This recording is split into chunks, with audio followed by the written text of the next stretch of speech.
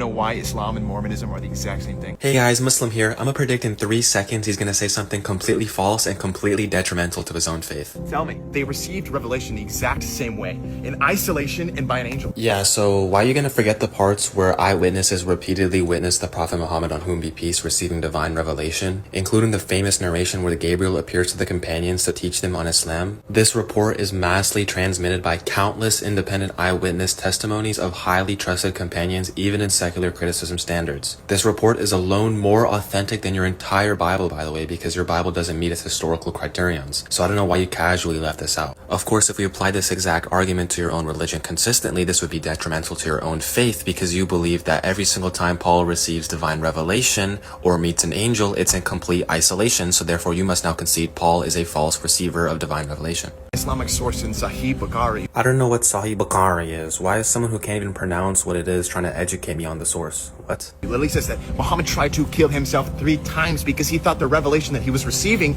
was demonic. Yeah, now what's demonic is using sources that are non-historical, knowingly fabricated with an unlinked chain as a source against Islam. So should I start using an apocryphal book like the Acts of Paul to attribute false stories to Paul? Is this what Christianity teaches? This report has a fabricated insertion. We know this because of 3 stronger and earlier independent chains that do not contain this insertion. The inserter can be found within time because of the independent chains of narration that lead back to the original source, which shows it being inserted in 124 after Hijrah and not the words of Aisha. Even if I granted that this hadith was authentic, he didn't try to jump off a cliff because he thought he was demonic. He did it because of his quote-unquote sadness that the revelation stopped for a long period of time and that he thought he was a failure, which, as we just shown, was an assertion. In 2 Corinthians 11:14, it literally says the devil can appear as an angel of light. Correct. Too bad the angel Gabriel appears to the Prophet Muhammad as a man physically and not light, but he pulls up to Paul as an angel of light and he worships him in Acts 9 and 27. That's pretty satanic if you ask me. In Galatians chapter 1 verses 8 says that if we or an angel sent from heaven preaches you a gospel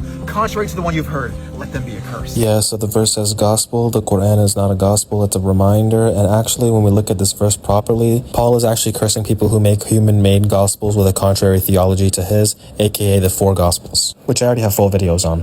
And what do we call an angel that's been cursed by God? You tell me. The demons. And that's why Paul met a demon in Acts 27. I'm just gonna roll the clip. The angel that Paul witnessed and worshipped, because he's an angel worshiper, a Satan worshiper, appeared to him as an angel of light. 27:23, where in the middle of the night, an angel of the God appears to Paul. Let's think about that for a second.